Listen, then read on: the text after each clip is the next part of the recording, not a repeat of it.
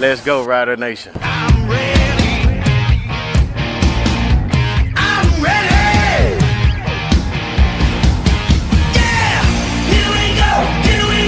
It's a feeling now. Get 'em high, get 'em low, 'cause we're dealing now. Everybody's giving it all they got, 'cause we're ready. This is the Piffles podcast, your Saskatchewan Roughriders fan podcast, home of the 112th Grey Cup champions, Saskatchewan Roughriders. By the way, in case you tired of saying that? No, I'm not tired of saying that. It's fantastic. It's delightful. I've already got my outfit planned for Banjo Bowl. It's literally just gonna be Grey Cup merchandise. That'd be antique merchandise in Winnipeg these days. It's been a little while. Antique. Okay, That's their roster? Their roster? Antiques. We're going to talk about antiques here in a minute. This is your Saskatchewan Roughriders fan podcast. Thanks for joining us, watching on the live stream or watching after on YouTube, X, Facebook, YouTube, SaskTel Max TV on demand, or listening wherever you get your podcasts. We appreciate it. You got me. I'm Alex. I'm Steve. And I'm looking forward to having a higher rating than the Turning Point USA Kid Rock halftime show. No comment. I'm staying out of that one. Oh, we can hit 5. We can hit 5 million, right? I think so. So something like that. Compared to 120, compared to 130 mil, Hey, at least we're actually live. That is also true. I don't have my jorts on though. I should have put jorts on for adults, but I did not put. I'm not wearing jorts today. That's his thing. You have your own shtick.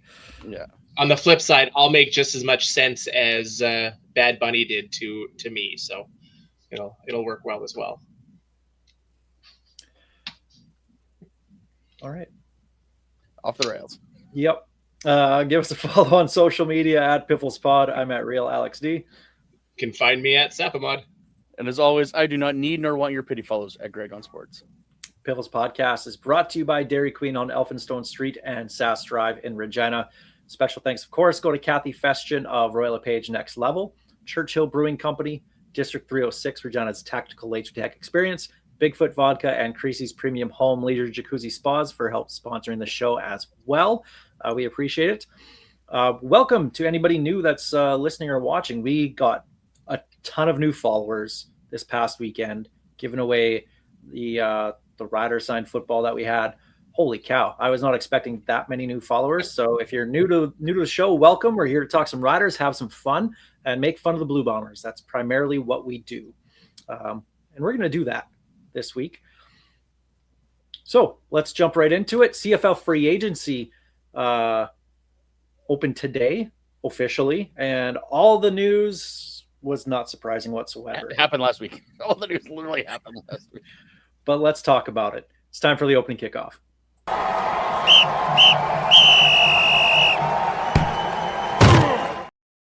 And I said we're going to talk about antiques. This cup. I'm so proud of this cup. Amy and I went to an antique store today. An old Taylor Field antique cup. It's got on there CKR 980 CKRM. Before they became the Mighty 620. Yeah. Listen, Monday mornings at 7:45 following all Rider home games to win with your lucky cup. I will be listening to CKRM Mondays after every home game. Are you going to listen to CKRM or are you going to listen to 620? To 980. I can promise you I'm not going to be listening to 980. I'll leave it at that. But we went antiquing, I guess, is what we did. We just decided, what the hell, let's go in. And found some pretty cool Rider stuff in there, actually. There's some, it was the one, it's just off Broad Street in Regina, across from Valley Village, kind of tucked a block, a block away kind of thing. There's some really neat stuff in there. And I was like, at first I was like, this reminds me so much of my grandma's basement, but to the next level times 10. There's so much stuff in there. Actually, one of the favorite things I've loved doing when I've been working on the road is any like Goodwill or secondhand store in any small town Saskatchewan, even in like Yorkton and PA. Some of the rider stuff you just kind of stumble into by going into there is amazing. I might have to go back. There was some stuff in there I was like, I kind of like, do I want to buy it? I might. Summertime is going to be coming up. There's some rider frisbees there, I'm telling you. Hey, I got old programs. I'm pretty sure there's programs. I didn't see any, but I'm judging by what was there and like 76. Ooh. Look at that logo on it. That's beautiful. Yeah. Somewhere over there, I've got an old CFL playbook. I got one from the 2003 flat out season. Oh, you know how much money you could make selling that stuff? My goodness. Just Ones off of me alone. Anyway, it was pretty cool. So I'm very happy. I have a brand new podcast cup. There you go. Anyway, real stuff going on. Rider news. We start out with free agency, and we'll get the big one out of the way here with the Riders signings was defensive lineman James Vaughters. Found that out last week, coming over from the Winnipeg Blue Bombers. Spent a couple of years in the NFL in between his 2 stints in Calgary, but in his 5 or 6 CFL seasons, he has either 5 or 6 sacks in every single year. To me, a big model of consistency in an area where the Riders need it the most. Especially when they obviously they were going to let Carney go for that reportedly 270 he's getting in Edmonton. Baldonado obviously signing in Ottawa, and Shane Ray can't make the club if you're in the tub. So they needed to do something to get a pass rusher there. So it's good to see Vaughters reuniting with Corey Mace. So it should be pretty good. You can't go wrong with consistency, and we need some veterans on there. There's a lot of new blood coming in on the defensive line, so having a guy who's been there before is a solid step alongside Mike Rose. So it could be a very interesting defensive line otherwise. Well, you look at that defensive line, you have Mike Rose, Caleb Sanders, Ali Saad in the middle. On the outside is where it gets a little bit tricky, and you're looking at probably about 4 guys that are going to rotate on those 2 end positions. Vaughters is going to be one of them. Possibly Devin Adams, who was with Winnipeg the last couple of years as well, too, has 6 sacks in his 2 seasons. And I know Bomber fans were not happy that he wasn't back. So, but after that, it's anybody's guess who makes the team. A couple guys who were here last year, Chico Bennett Jr. Is one of them that got some play time. Maybe he has a leg up on the competition, but honestly, that's going to be the battle to watch at training camp. That is the number one thing for me, at least right now, that I'm looking forward to in training camp, because they're going to need some of these new recruits to step up. They have 19 D linemen on the roster right now. They need 8 on the active roster, plus however many they're going to put on the practice roster. So you're going to need to find 2-3 of these guys that are going to get meaningful playing time this year. Like there's a lot of opportunity here. And to me, that's the biggest question mark right now going into the 2026 season. And a couple of those guys are the nationals that are primarily just special teamers anyway. Yeah, Benoit Marion has played some time on the D line, but he's primarily used in special teams. Same thing with Lake Corte Moore. Like those are guys that aren't necessarily in your deep. They're in your deep rotation, but they won't be your every time rotation guys. Well, and the thing I like best about James Vaughters, going back a little bit to the signing, is he's the opposite of Shane Ray when it comes to consistency from being on the field. He played 17 games, 16 games, 18 games, 17 games in his 4 other seasons. If I remember correctly, 2023 was when he came back from the NFL. He only played 6 games that year. But I mean, 16 or 17 games every year is what you're looking for at minimum, and he's there. So, again, your best ability is your availability. So Vaughters, obviously the big one.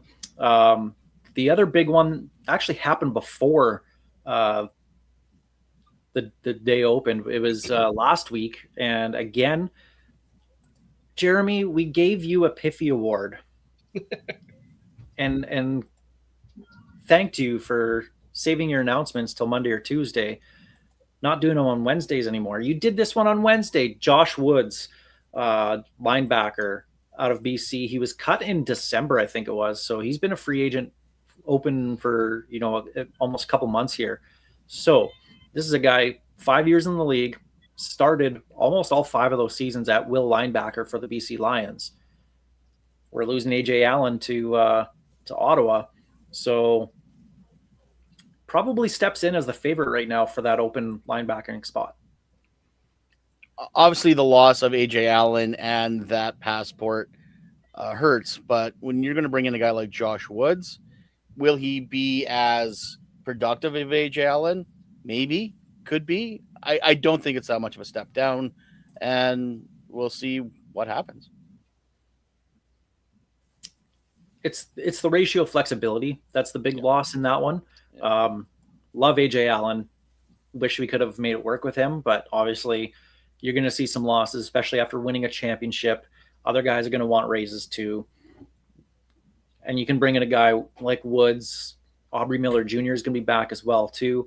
Plus, when you look at what the Riders are doing with that linebacking position, got a lot of draft picks invested into that area. Malik Straker, Seth Hundaby is coming in this year. And that, I think, a lot of people are saying it's probably going to be the Canadians that get to that spot. And to start the season, I don't think it's going to be to start the 2026 season. A guy like Seth Hundaby, who I have huge, huge hopes and expectations for, to start a guy right out of U Sports there is a little bit questionable. Obviously, you got to see what he's got first. If he's the best in training camp, by all means, then yes, please let him earn the job. You saw what happened with Devin Verasuk in Hamilton last year, taking over their middle linebacker spot after game 2. Turns that into an NFL shot. So it is possible that early on we could see a Canadian start him there. I just don't think that's the plan to start. To me, a guy like Hundaby, you get him on kind of in a rotation a little bit, get him some plays, and then possibly in 2027 he's your starter. Well, this is why you saw the interest in signing a guy like Tavon Campbell so quick and signing all of our national safeties. It gives them that opportunity to have that flexibility. Because it's not that Seth Hundaby can't jump in and do it. It's you have to have that talent behind him as well if he does show off. Otherwise, you run into a Kerfala Exume situation at yet another position. So, I mean, even if he is good enough to start out of the gate, you need to have that talent behind him. Having a guy like Josh Woods, yes, he's American, who can jump in and start day one, it was a no-brainer for the Riders. Well, and you do look at the way J.O. drafts. He prioritizes O-linemen, receivers, and linebackers. You're right. You got Straker, you have Weeb, you've got obviously Hundaby, and I wouldn't be surprised if we take 1 or 2 again in this year's draft just to keep that pipeline moving. So, no, I don't think it'll be a Canadian yet in that spot. Other signings, this is the other one that came in today on Tuesday during free agency, CFL free agents. Linebacker Teron Verretta from the Ottawa Red Blacks, global designation. Rob Vanstone had it out there. What is he? He's the player from the 52nd country to be on the Riders roster. So there's your Rob Vanstone fact of the day. Netherlands. That's why he got a Piffy. Yeah, that's right. But there's a guy who has played defense as well too, can slot into that will linebacker spot if needed. Very good special teams player and has that global passport. We're losing Habakkuk Baldonado to Ottawa, so his roster spot is up for grabs potentially. I know that's in a different position, but they still need to have global on the roster somewhere. Could be right there. The good news is the annual global kicker draft is coming up right around the corner. But we also don't know what Sylvain Yonjuen can do either on the defensive line. So they seem to be a little high on him. So, hey, I'm just glad we're actually trying to have, and I hate using this term, skilled positions out of these globals instead of not taking it seriously and drafting 4 punters. You could have just said people, because kickers aren't real people. Oh, that is true. You could have the best player in the Super Bowl and still not win the MVP award as a kicker because they're not people. Nope. A few other signings for the Riders over this last week. Speaking of not a real person, Jonathan Kim, American kicker coming in. So right now we have 2. We have Michael Hughes, who was here last year, kicked that one game, was 2 for 2 with his field goals, and Jonathan Kim. So 2 Americans on the roster right now. Looks like we're going away from that Canadian spot there. Would you still, in the Canadian draft, global draft, still be going after a kicker or 2 here? Yes. I think you'll see more global because those kickers tend to be NCAA kickers.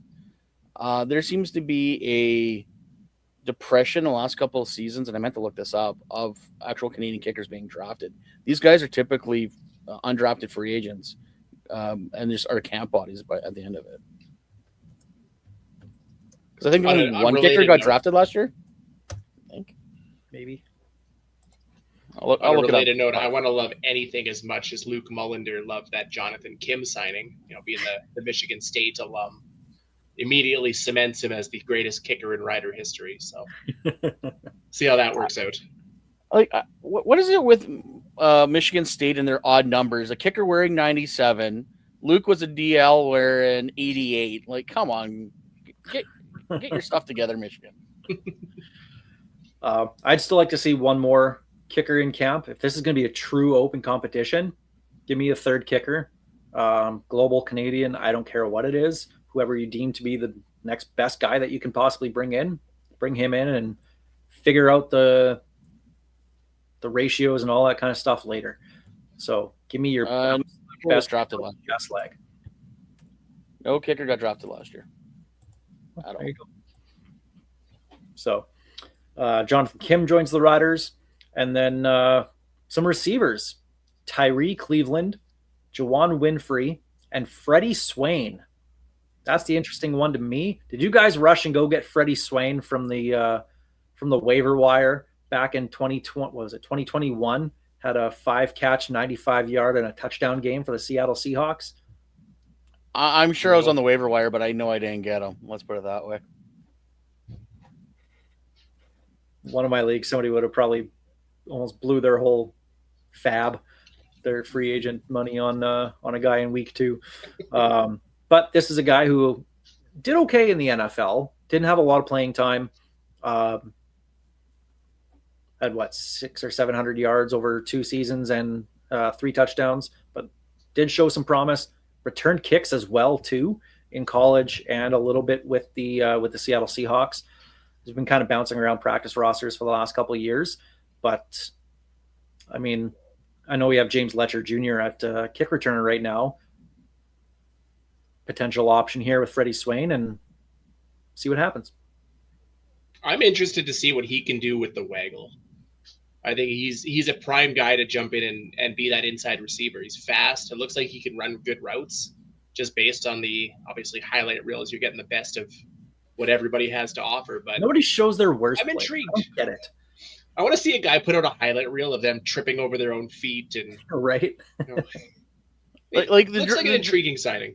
Like the Deron Carter honest highlight reel would be that catch in the end zone, and then him just not trying to block because he knows it's not coming to him. It's that simple. Like, look, you guys are going to find it anyway. You might as well just get it right from the source. Yeah. But I look at American receivers. I look at this receiving group as a whole. There's 8 American receivers on this roster, not including Keyshawn Johnson or James Letcher Jr. I'm not counting them in this because I think their spots are already locked where they are. Vying for basically 2 spots. One that 5th receiver, that last receiver spot, which is the Dante Myers spot. And then maybe a practice roster, maybe 2 practice roster spots. That's it. Maybe 2. Maybe. So you have 8 guys going for 2 to 3 spots. That's going to be a pretty intense battle in training camp because those guys got to bring their A game every single day. if you're only going for one spot, you don't have time to take time off. All I know is I'm not going to get excited about what I see in camp. I want to wait till the lights come on. We don't need another Terrence Nunn. Or Wayne Ruby Jr. Hey, I was excited for him before, and then they gave him Narco's number, and I was like, whoa, guys, come on. It's a little too much pressure on the kid. And it was way too much pressure for the kid.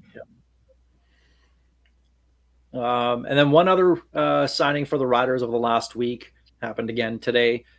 Steve, you should know about this guy. He's a running back from UCF, your school, your favorite school of all time. Penny Boone. Know nothing about him. No. All I know is if they're a running back from UCF, they're probably pretty good because they're a very run heavy offense in Florida. So if he made it out of there, I'm liking it. But he definitely instantly vaults to the all names team. That's a solid name. All I know is a penny saved is a penny earned. How long have you been waiting for that one? About 5 minutes. He was on the Argos practice roster for a little bit in 2025, so a little bit of familiarity in the CFL. But the Riders needed a running back because they cut one last week on Wednesday. Thanks, J.O. Marcus Major Jr. was released. He was drafted in the UFL. I'm thinking he probably made his decision. I'm not coming to Canada. I'm going to the UFL. So, yeah, at that point, they had two options: either cut him or put him on the suspended list. And let's be honest here with re-signing AJ Ouellette, it's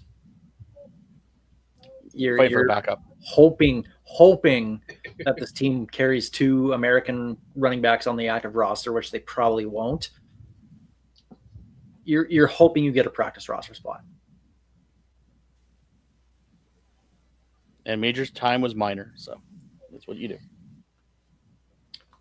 So a lot of new faces to Riderville, but not big names is what we've seen from CFL free agency. So, and I threw this question out. Have the Riders done enough to make you feel good about the offseason going into 2026? You guys take it away. Have the Riders done enough to mitigate their losses and be on that road for a repeat in 2026? J.O.'s biggest thing, because I remember when they announced the free agents or the potential free agents, first thing I did is I printed off the Grey Cup roster, and I just started crossing off guys. I want to say there was like 4 that were not currently signed, that were currently signed going into this year. Sales, Roland Milligan Jr., Furland, and someone else whose name's escaping me right now. Oh, Brett Lothar, straight 5. They're running it back, but they're doing it smart. Like, they obviously losing Myers, it was not good, but they locked in Keyshawn, they locked in KSB, they've lost some pieces, but they've lost pieces, and they're backfilling, and they had a stacked roster to begin with. I see a bunch of people losing their minds because, yeah, we lost some really good guys, but we've got good guys behind them too. It's the nature of the business. You can't keep everyone, or we'd be Winnipeg, and we make fun of Winnipeg for running it back. When you look at the guys that we've lost, was there any real surprise to the guys that actually ended up going out the door? We knew Malik Carney was probably gone. AJ Allen, we wanted to keep, hoped to keep, but again, you knew he was getting a boatload of money. And CJ Rebus had been replaced. There wasn't really a key loss that we didn't expect. What he managed to do and what he managed to put back together in that, especially in the defensive backfield and the majority of the offense, it's almost entirely the same unit, or they've brought in a ton of players that can try out for the spots that they have lost guys in. Yes, there's some concern on the defensive line. That's why you bring in 18 guys. To me, the only issue I have, and the only thing that stops Jeremy O'Day from getting an A or an A+, is I am concerned that Jack Cohn is our backup quarterback. And that is scary to the majority of Rider Nation. I don't think he's shown enough to be the guy to hand the reins to, but either was Jake Mayer. So what do you do? Okay, no, okay. So I came across that thought this week as well, preparing for this episode, and know what it reminded me of? 2014 when Durant went down and we had no one to Yep. carry on after him. It's like, And it, Winnipeg thought boy. Drew Willie was going to be the guy. Yeah. and it's not like, at least back then, Darian Durant was at least still early enough in his career that, you could hope that he stayed healthy. Trevor Harris is an old man. He's you want 18 games from him, but he's still an aging quarterback. So having that depth and veteran presence behind him would have been nice. But again, not worth the outrage that we're seeing across the board. Now, it's a valid concern. Backup quarterback, absolutely. Valid concern. I get it. But I also think with who's still available out there and who's probably not going to get a contract for a while, when you look at guys like MBT, if he even wants to play again, Cameron Dukes, there's Tyree Adams has some starts under his belt and some meaning playing time. Shea Patterson's out there. He helped us win a Grey Cup. Okay, well, maybe not Shea Patterson, but there's a few names out there that if something happened in the first week of the season or a couple weeks, whatever it is, you could probably make a call to. Hopefully Cone could kind of carry the load for a couple weeks and be kind of what we needed Jake Mayer to be last year. You don't have to be a guy that goes out and win the game, but just don't lose it for us. So I'm not terribly worried about quarterback. Would you like to have more experience behind your QB1? Yes, who wouldn't, right? But when I look about, everybody talks about, well, if Harris goes down, you could say that about any QB1 in the league. There's so few teams, there's so little depth in quarterback, good depth at quarterback in the CFL, that there really isn't that big of a drop-off. Well, if you think about it, Bo goes down. Who's behind him? Trey Ford. We've seen that show before. When Rourke goes down, who do they just pick up? I can't even remember anymore. But yeah, like, it's still a bunch of untested guys behind guys. Like this is, you have to find the next guy. They're not just going to roll in. Last year we got lucky that we had a veteran backup, and he only had to play a game and a half technically. Yeah. So, like, we just got to pray for the continued health of Trevor Harris this season and hope Jack Cohn can get up to speed, because the team was really, really high on him 2 seasons ago when they were talking about him like he was the backup, and he was behind both Shea Patterson and Jake Delgado. Yeah. So. And obviously, when you got a guy that's been around the system for 2 years and they re-sign him to an extension, they like what they see in the guy. So I'm going to put a lot of faith that Jeremy O'Day and Corey Mace know a little bit more about football than I do. That's why it's from an A+ to an A. I'm happy with what's happened so far. And this, going into day 2 and 3, that's when you're going to see Jeremy O'Day do his work. That's when he got guys like Tommy Neal last year. And we all went, huh? That worked out pretty good. The pieces that the Riders need are depth pieces. Yep. They don't need starters, generally speaking. They really don't. And how they run their offense, run their defense, there's so many bodies that actually get playing time that you're looking for depth pieces. And that's why they're not going to go out and make any big splashy signings. They're not going to throw a lot of money at anybody.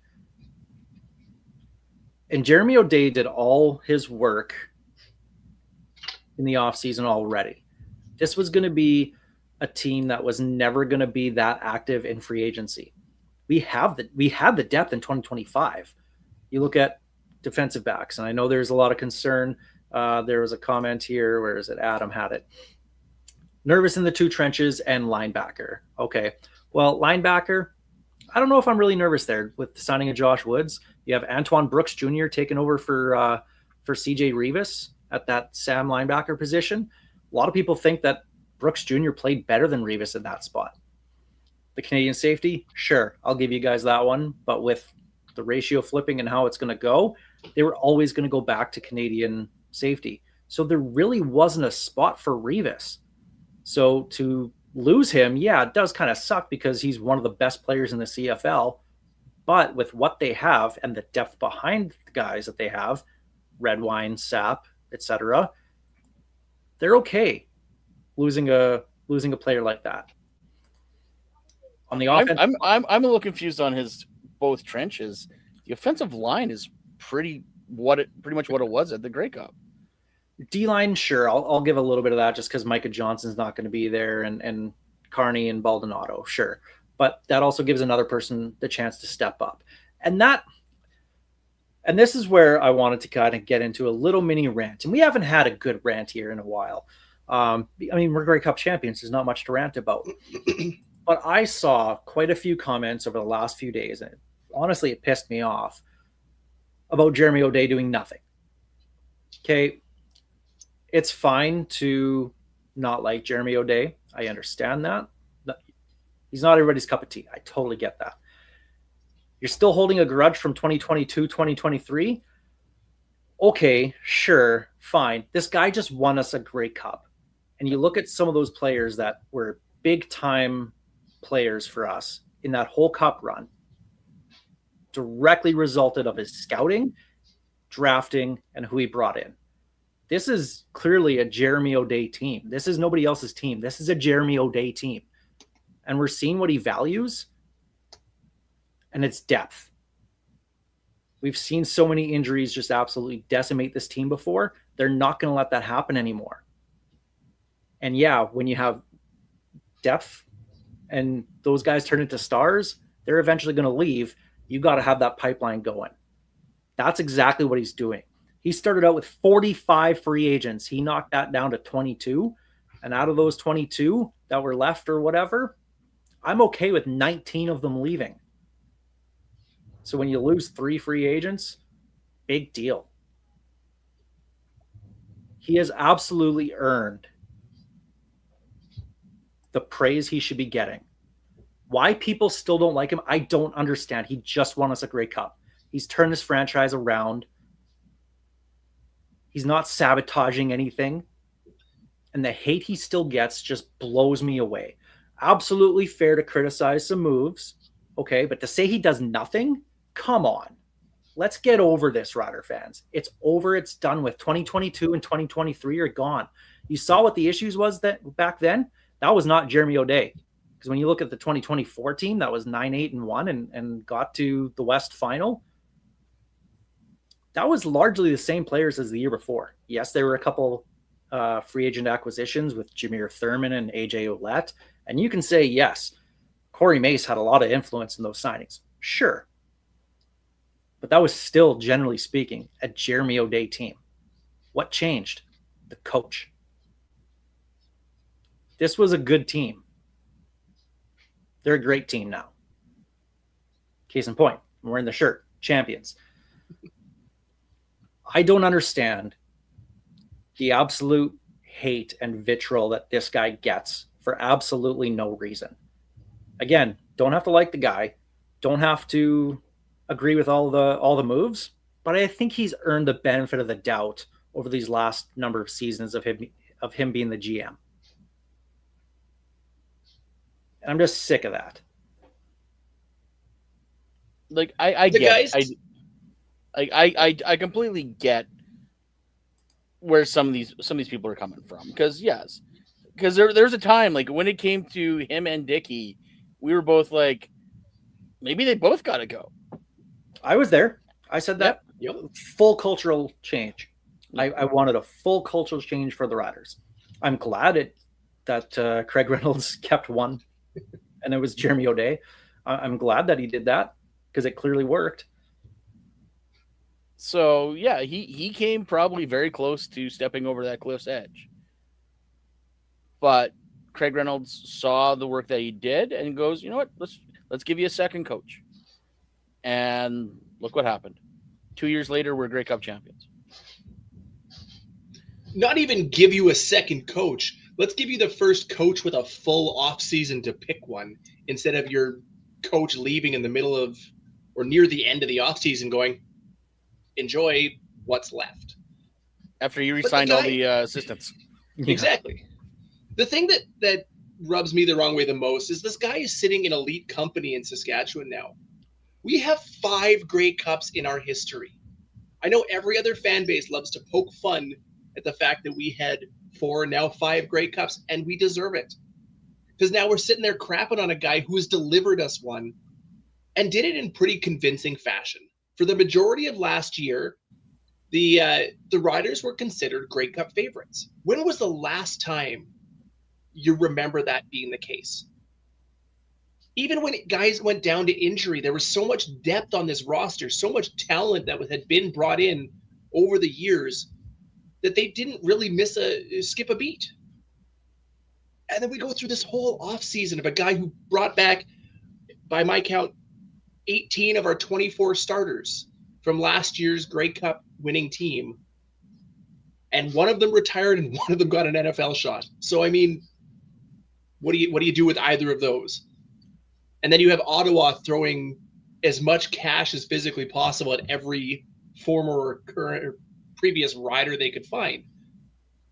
He did the best he could. He put together a good roster. We should be excited going into this year. And we should be 100% behind Jeremy O'Day, not whatever this is. But the people that continue to do it have that bone to pick with him, and they will not give it up.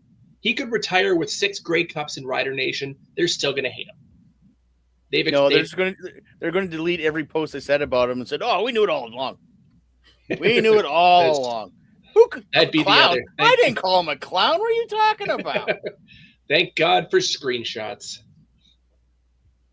Oh, just stop it. Anyway, had to get that off my chest. Tired of it. But that's the opening We need to bring kickoff. back the rant segment. Just saying. Said it before. We need to do it. Just once a month. Once a month. Season 1 of the Piffles podcast was a different time. I'll tell you that. Oh, man. That's the opening kickoff, sponsored by Kathy Festian of Royal LePage Next Level. Time for Remember That Guy, sponsored by District 306, Regina's tactical laser tag experience. Greg's going to pick a player from rider history, give us some hints, and we have to guess who they are. So, how many Van Stones is this one, Greg? I want to say this is about a 4, maybe. Okay, on the tougher side. Let's remember that guy. Born in Toronto, Ontario. Topped out at 13th in Central Scouting while at Simon Fraser. Was drafted in the last pick of the second round, but was technically the 14th player took, as both Edmonton and Winnipeg had to forfeit picks. And we're going to come back to those picks after we're done because this is really funny to me. Has called Edmonton, Ottawa, and Hamilton home. One-time CFL All-Star. And this is normally where I give you some stats. So we're going to go on a slight tangent here as I rant about Genius Sports because none of this guy's stats are on the line. Not on CFL.ca, anywhere. I can get 2 seasons worth. The last 2 seasons he played. But he played a lot longer than that. So thanks, Genius Sports. All right. And he has too many C's and I's in his name. Oh, Capicotti. There you go. Yeah. Justin Capicotti. Yeah. The big signing in 2016. Yeah, that was the big move for Chris Jones, wasn't it? Yep. Well, and that was just because I'm just looking at what Ottawa's doing right now, and I'm like, that's what we did in 2016. Like we went and got everybody that we could. Well, and here's the thing about free agency: the teams that are most active and going after the biggest names in free agency aren't typically good teams. No, they're bad Winnipeg. teams that need to upgrade. I actually really like what Winnipeg's done in free agency. Stop it. No, Which means we do not say good things about Winnipeg on this podcast. Winnipeg Stop. sucks. There you go. There's my Bombers stuck sign. Yeah, where's that pin? You should have that tattooed on you. Just right there. But good teams aren't that active. Good teams are trying to keep their star players around. That's why you saw Jeremy O'Day not being very active when the Ed Hervey window opened. They went out and got depth pieces. James Waters. Not an all-star, just a solid player. A linebacker who's a solid player. So, anyways, back to those two players. Capicotti was drafted in 2013. 2013? 2013? I think. Or 2012. 2012, sorry. 2012. So, Edmonton and Winnipeg forfeited their picks in the supplemental draft in 2011. Who were those players? Oh, yeah, because I'm going to remember that. Edmonton actually had a good one with Ted Laurent. All right. Winnipeg, Quito Pobla. I remember that name. I remember that name. I don't remember anything he ever did. Sometimes those supplemental drafts don't work out. Kind of seems like more often than not, they don't work out. What did Justin Capicotti get up to after he left here? Went to Hamilton. We ended up trading him to Hamilton that year. He was good for a little bit, wasn't he? No. Oh, I don't know. There's no stats on the line. He played 14 games for the Riders, registering 24 defensive tackles and 2 sacks. Thanks, Wikipedia. Great trade in Rider history. It's not quite Wayne Smith and DJ Flick for Rocky Butler, but this one did all right. And they traded Capicotti for Xavier Fulton, Lenny Gadosh, who never played here, Tommy Streeter, and 2 draft picks. And those draft picks became, if I can find them, Hamilton to, where is this? Round 4. 4 and 7. So 4 was Anthony Auclair, who never came here. Yeah. And round 7 was Emmanuel Ndusi, who also had a very good CFL career of doing nothing. But we got Xavier Fulton. We got the left tackle out of that. We did. Back for the rest of the year, right? So yeah. Know who was drafted in the 8th round by the Hamilton Tiger Cats that year? Sean Thomas Arlington. He kind of worked out. Yeah. Solid draft pick. Yep.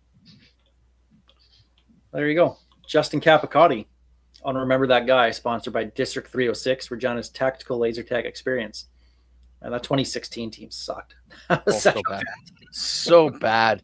They found some guys. They did, but that was a tough year. Well, and the worst part of that one, because that was also after Jones showed up, took a machete to the team. Yeah. Dressler gone, Chick gone, Durant basically held it hostage to take less money. And so all the goodwill was gone before the season even started. Big signing, my buddy, Sean Lemon, plays 1 game and gets and then is shown the door because he refuses to drop back in coverage. Coach, I rushed the passer. Now you're going to drop back in coverage. I'm out. Yeah, like, wow. He's playing a lot of Shark Tank, and for that reason, I'm out. Yeah. And then the end of 2016. Oh my God, that last You game. can bet your bottom dollar that Sean Lemon was never going to drop back in passing. It would have fooled everybody if he did. They didn't. No one ever saw that coming. Just one time. You want to confuse a defense? There you go. Yeah. The offensive lineman just standing there. What am I supposed to do? He's not coming at me.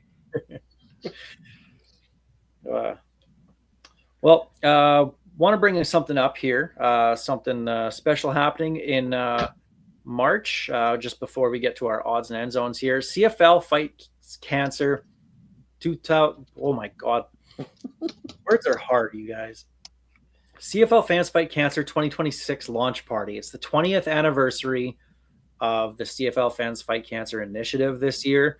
Since the Grey Cups in Calgary, it's going to the Alberta Cancer Foundation, but over the last number of years, it's just expanded across the CFL. It's now a full year activity for everybody. It's not just you show up the day of at the Grey Cup and donate a little bit of money. It's a full thing, and it's really cool to see how much it's grown over the last 4 years. Like to think it started really growing here in Saskatchewan when we had the Grey Cup in 2022. But last year in BC, $75,000 was raised, which was absolutely incredible. So I think their goal is 100,000 this year in Calgary. But launch party coming up Saturday, March 7th, and this is going to be here in Regina at 6 p.m. at Pump Jack Social Hall in Regina. That's Albert and 13th. That's the old Cathedral Social Hall. Yep. Between 6 and 10 p.m., and there's going to be a live band at 9 o'clock. This launch party is going to be there. There's going to be 50-50s, raffle prizes, giveaways, all this kind of stuff.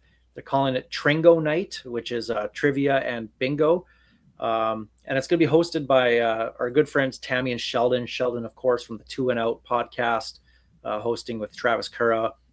Great show, the benchmark for what CFL podcast should be. But more importantly, two great people. Probably because they're Rider fans, but they're fantastic people hosting this event. So if you got nothing to do on Saturday, March 7th, come on down to Pump Jack Social Hall in Regina. We're going to have some fun there. I know I'm going to be out there. We're giving away some stuff too. They're going to have some giveaways. There's a 2010 team signed photo, which I dug out of my mom's house when she moved. So we're going to give that away. We got some toots, some flags, all that kind of stuff. They've also gotten some incredible prizes as well too. They have a 4-pack of Vanna Platinum ticket package for a game for the box. Yeah, which also gets on-field passes before the game, donated by the Riders. So that's this launch party's grand prize. So the only way to win that is to be there. So free popcorn and chips up there. It's worth it. That's a lot of fun up there in Havana Platinum. That's a good section. A little too rich for my blood, but hopefully they can bring back the Rider Rewards again this year, and I can waste all my points on ticket upgrades for that.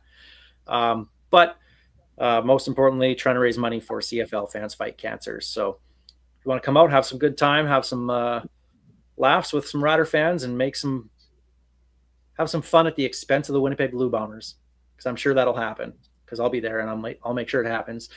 Come on out to Pump Jack Social Hall in Regina, and let's have some fun. And Aaron, if we see your message there, shoot us a DM. We'd gladly take that jersey to give away at the event. Send us a message. We'll be in touch. Well, that's one thing that we're looking forward to, and there'll be more stuff throughout the year. We'll hear more about that as the time comes. So, should we bring back the dunk tank again? I think we should do that next year when it's back here in Saskatchewan. That's fair. Let's do it. Yeah. Not that I don't. No one wants to dunk me though. Not at all.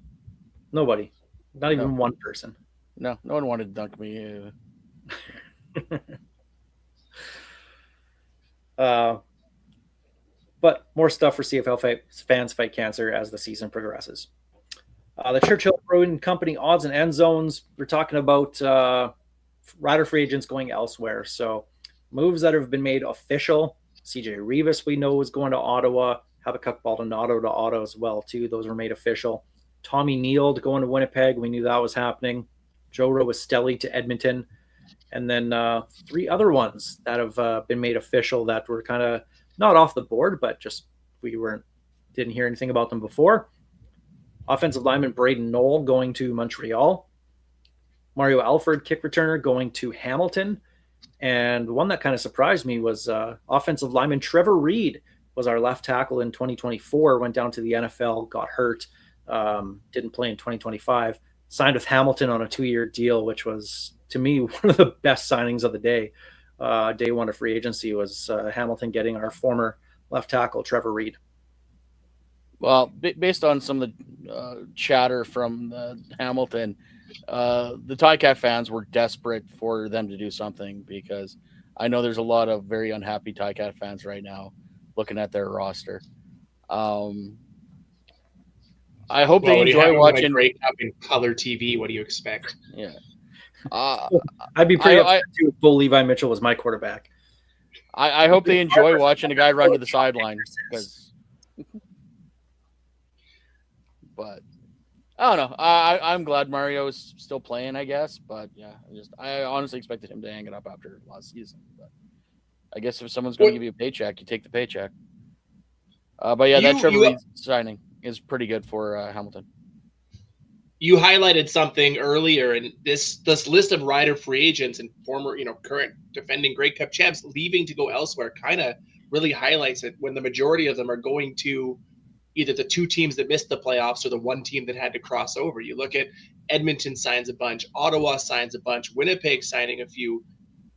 That tells you everything about where those teams are in the standings. You're seeing a lot of, and even Hamilton struggled for a good chunk of last year. So I mean, you're seeing the right teams making moves on day one. It's these next couple of days will be a lot more telling as to who stays, who goes, and what we're looking at going into 2026. So yes, we were going to lose some pieces. We know that we were going to lose some stars. Did. AJ Allen hasn't been officially announced yet to Ottawa. Malik Carney to Edmonton, and Jake Mayer to Ottawa have not been announced, but they were agreed to last week. So just got to spread out those announcements. Although considering Ottawa had like an announcement every hour on the hour because they're just signing everyone right now. I was hoping we'd see some sort of chaos where somebody would back out of a deal, where a player would be like, you know what? Nah, I'm going to go back to my original team or something like that. I was hoping we could see something like that.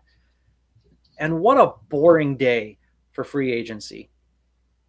Hey, at least we didn't have a live blog going about it. 3 Downs live blog I actually enjoyed. There were some entertaining themselves. Comments. There were some witty comments going on in there. But here's the thing, though. Now with the Ed Hervey window, the big splashes are happening then. So you're better off if you want to do that. Fire it up on the Sunday. Have your like TSN draft day or trade deadline special that day. Don't wait for free agency because all the big names, everyone knows where they're going already.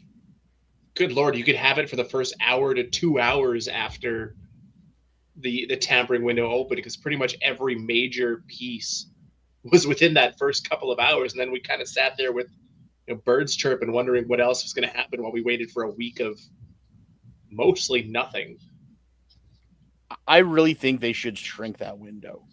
Like that window should start like on the Wednesday and on the Friday. Week. We don't need a full week. No. They've already Get Ed Hervey 20 minutes.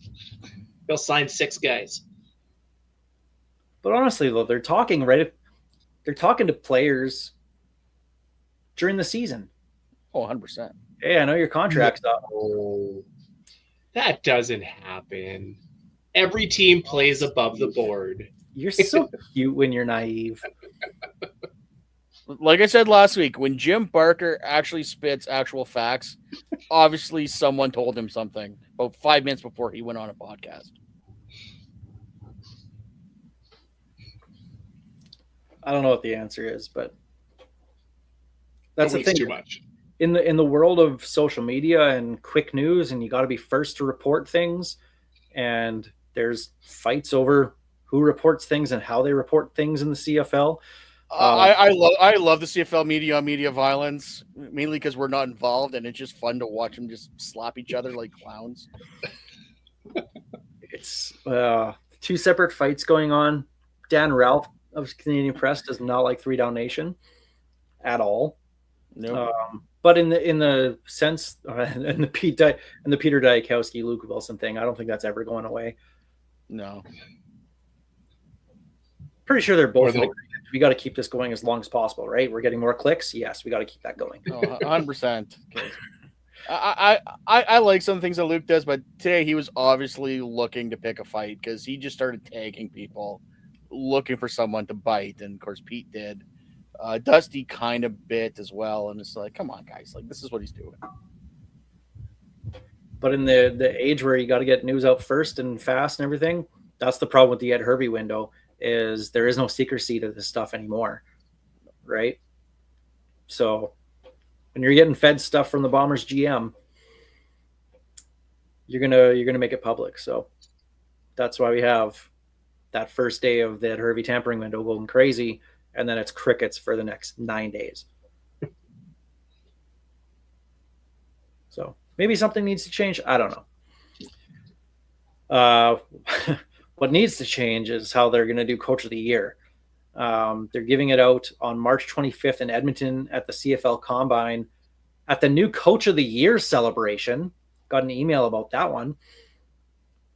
I'm not sure why they need a Coach of the Year celebration, but okay. To be fair, they're doing it to raise money for a charity. So cool, awesome, love that. Always in for something like that. That far removed from the end of the season, like that's just weird to me. It's ridiculous. I don't mind the celebrate or the charity aspect of it, but giving away a Coach of the Year award 4 months after the season ends is peak CFL to me. Just awful. After you have an awards ceremony already set up, like, and they announced it the day of. It's like, oh yeah, by the way, we're not giving out the award tonight. It's being moved to the Combine, and everyone's like, huh? Why? And I appreciate trying to get out news, in the off season. That's a great thing. But this isn't news you need to get out. And you're now highlighting the Combine, which is already filled with news, and day one of free agency, which is already filled with news, to use. Like, if you're going to do it, time it better. None of this made sense. It's just the league. They can't get out of their own way on a constant basis. And this just... You're taking the spotlight away from the kids at the Combine. Yep. Nobody's going to care about the Combine now. Let's be honest, it's kind of boring to go to, but it's still important in the prospect's career, right? Like, it's the next step of them getting to, maybe it's a difference between being drafted by the Riders at 9th and being on a good team, or being drafted in the next round by Ottawa and being stuck on a crappy team forever because it's Ottawa. But also, I'm assuming this has already been voted on because they moved this at the last minute. But going forward, are they going to wait till after the season? So shouldn't the coach that wins the Grey Cup be the Coach of the Year? You'd think so, because it was all voted on before the season ended. Yeah. So just announce it. Do it at the awards ceremony. It's fine. Maybe change that into a big gala for fundraising for a charity of the CFL's choosing. That could be how you do it. You treat it like the Masters. It's Coach of the Year, and then at the Combine you have the Coach of the Year gala, where the coach picks like the menu or whatever. Do it like the Masters, and go from there. But yeah, the fact that they held, like, you have an awards night, give the award out at the awards night.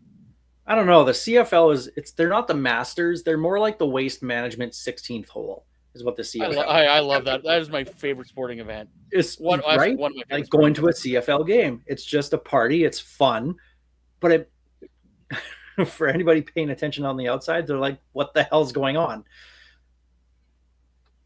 That back nine at TPC Scottsdale is so much fun. 16 is awesome, but 17 and 18 are nothing to sneeze at either.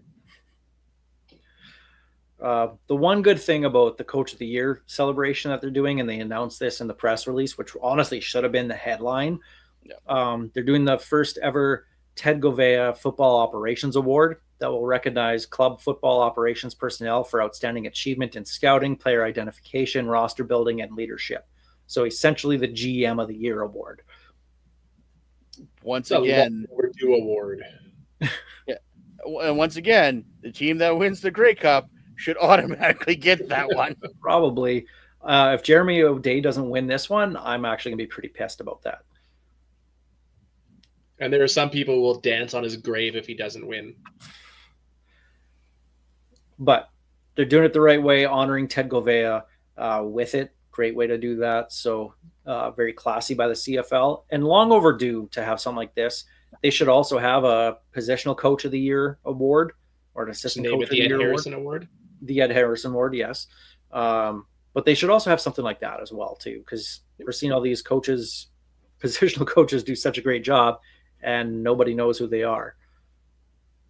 It's like the technical Emmys, the Emmys that happened before the Emmys. Yeah. You know what? If they're going to have three, like do that, a positional coach, a coach of the year, GM of the year, whatever you do, that whole operations and coaching staff awards, if you want to do that in March as an entire separate event, I would be okay with that. If you could, and again, turn it into some kind of charity, especially, you know, with the Ted Govea Award, there's obvious ways you could turn that into a charity-like event. If you put them together, it kind of makes sense as a whole, but having one or two awards on their own off in the distance, it's just, I'm going to rant on this again in March. I can already tell you. I don't know why it makes me so angry. Like I said, they have an award. They already have an award ceremony. Just do it there. They could, if they want to do something for charity, you can do something for charity. You don't need to drag one of your awards and hand it like a little trophy to a guy going, "This is for charity." Like, you don't need to do that.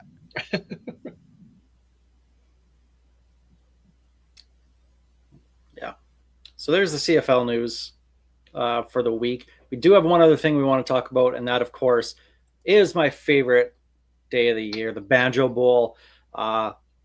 Those wondering, the Banjo Bowl bus, it's a go. We're doing it again this year. How could we not, after the Riders won twice in Winnipeg last year, winning the Banjo Bowl, winning the Grey Cup? Yeah, we're going. So the Banjo Bowl bus, sponsored by Engelheim's Charter, is coming your way. Full details, we don't have everything just yet. We're just waiting on quotes from the Bombers. Boo on tickets, and we can get some pricing and stuff out to you guys.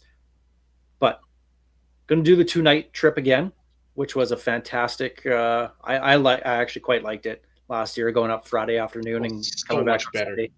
It honestly, it really is better. So we're going to do the 2 nights in Winnipeg, and of course the Friday night. There's always the Bomber Green. I forget what it's actually called, but the Prairie Bash, which is good. Raising money for CFL Fans Fight Cancer and that as well too. So we'll be there for that. Probably leaving Regina around 10, 11-ish. We'll figure it out on the Friday, which is September 11th. Staying in the same place we were last year in Polo Park. Greg will be happy if there's some CJFL teams staying in the hotel again. If he shows up this year. If the with the Foo Fighters taking over the stadium, it's safe to say the Hilltops game is not happening at Mosaic, so I might be making this trip. But there's plenty of bars and restaurants around from where we are in Polo Park that are just a short walk or an Uber away. Bus trip goes to and from Winnipeg from Regina. We get you the ride to and from the game as well. And from the hotel on the Saturday, probably 2.5 hours before kickoff, something like that. It gives us lots of time to go in there, tailgate around, hit the warm-ups if that's what you're into. Get your ticket to the game. We'll stop in Brandon on the way there for lunch. And, of course, one of our favorite stops in Moosomin on the way back. God's Country. Yeah. Because that's where Furlan's from. That's why we like it. Yeah, that's why. The best host from Piffles podcast from Moosomin. Hey, some of the best CFL reporting comes from Moosomin. I miss Kirk Penton so much when it comes to CFL speak. I think I know a new Piffy award next year. Thank you, Steve. From Moosomin. Oh, yeah. God's Country Award. I'll never win it. I already know that because the biased judges. Look, that would be a fan vote. Can we make that a vote by the Academy? Like, come on. Can we do that as a fan vote and see what happens? You'd still lose. Yes. I know, but I want to see what happens. I'm adding that in there. I have a document for the Piffies. I got new categories, one of which is around free agency.